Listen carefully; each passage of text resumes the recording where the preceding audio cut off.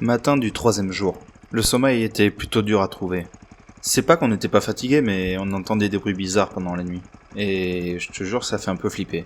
Tu te poses des questions, tu sais pas ce qu'il y a, et tu t'imagines à quelle sauce tu vas être mangé. Mais bon, on est toujours là, donc ça devait pas être grand chose.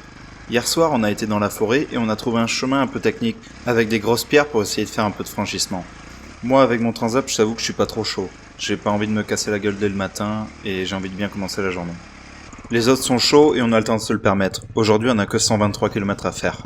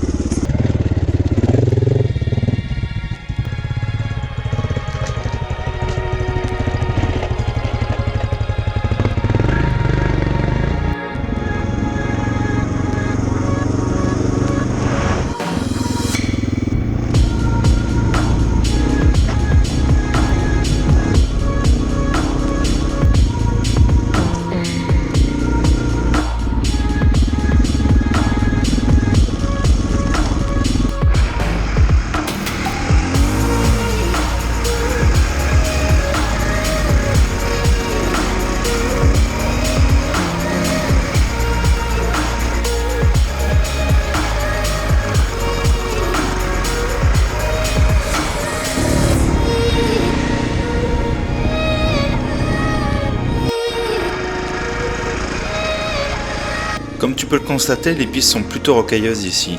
Ça saute dans tous les sens et ça met à mal les suspensions et les pneus. C'était indiqué sur le roadbook, de la pierre on en aura toute la journée. Va falloir se méfier, c'est un coup à crever facilement.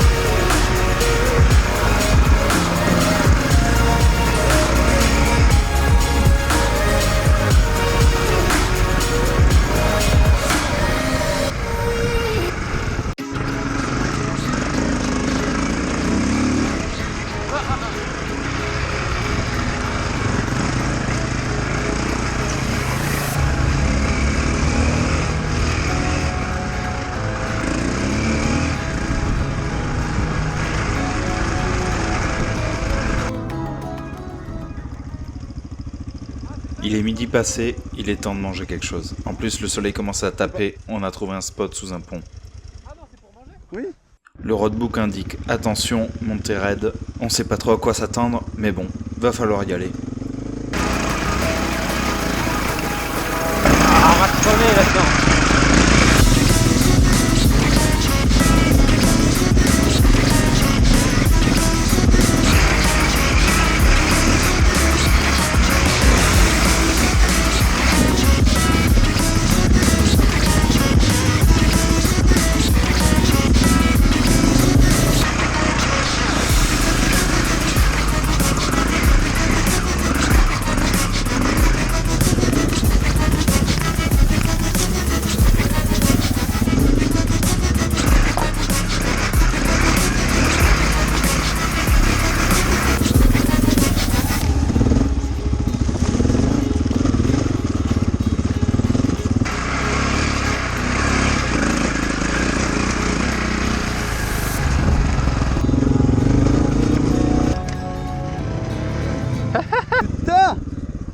Ça c'était bonnard ça. T'as à un moment donné, t'as déplacé un caillou, ta moto s'est mise comme ça là. Ouais. Bien joué mon gars. Enculé, mon gars. Tu veux une bonne nouvelle? Tu veux une bonne nouvelle ou pas? Tu peux couper le moteur, faut qu'on change son pneu. Et là, tu vois, ce qu'on redoutait Ouais, arriva. Nico crève avec la KTM. On s'est demandé si c'était pas Brian qui nous faisait du vaudou à distance, à force d'être en panne. Franchement, il fait une température de fou, c'est le dernier truc que j'ai envie de faire. On démonte et remonte tout ça avec une chambre à air renforcée neuve, et après avoir branlé la pompe à vélo une bonne centaine de fois, on se rend à l'évidence que ça ne marche pas. Du coup, on redescend dans le village crevé, on trouve un banc public où on peut poser la moto, et on redémonte proprement. On a perdu pas loin de 2 heures dans l'histoire et pas mal de motivation. Il est déjà presque 16 heures et il nous reste encore plus de la moitié de la trace à faire. Va falloir mettre du rythme et tout ça sans crever une deuxième fois.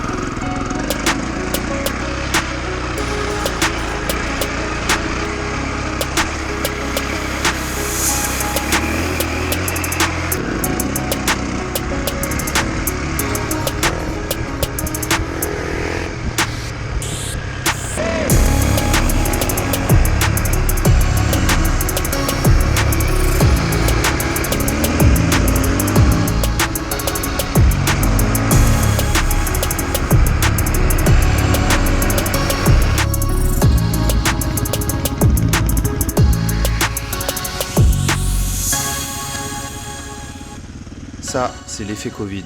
Vu qu'il n'y a eu quasiment plus de passage pendant quelques temps, on ne voit quasiment pas les chemins et on tourne en rond alors qu'on est à quelques mètres de la piste. Bah ouais, mais bon, Vraiment étrange. on va la trouver.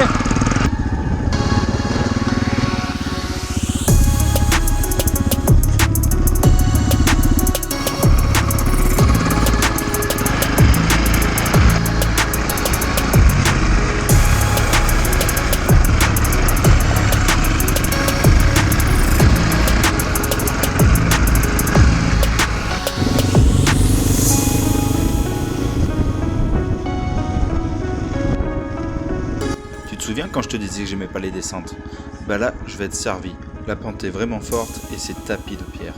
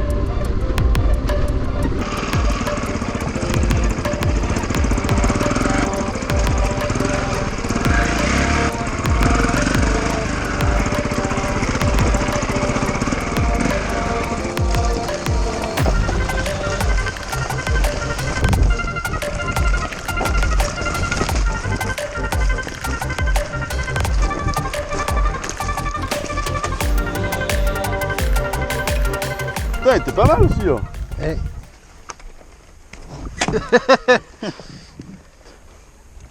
Non, t'as pas crevé Maurice. Non. Non. Je suis pas très gonflé, hein. Attends, quoi que. Ah non, c'est juste qu'il n'y a pas le gripster. On arrive dans un petit village avec une fontaine, on va remplir les camelbacks. Et pour fêter ça, 2 bonnes nouvelles. Nico a encore crevé, et moi, une bouteille d'eau s'est vidée dans mon sac, toutes mes affaires sont intégralement trempées. Et vu l'heure qu'il est, presque 19 h, ça va être impossible de faire sécher tout ça. Franchement, cette journée, on en a plein le cul. Y a rien qui tourne rond, donc il va falloir trouver une solution de secours, on n'arrivera jamais au bivouac pour ce soir. Par chance, peut-être la seule d'aujourd'hui, il y a un camping municipal dans ce village. On va prendre un emplacement, j'essaye de faire sécher mes affaires comme je peux, et en seul réconfort, on aura la douche chaude, et de savoir que Brian est toujours en panne avec sa moto. Non pas que ça nous fasse plaisir, mais au moins on n'est pas les seuls dans la galère. Bon, on se laisse là pour ce soir, et on se dit à demain.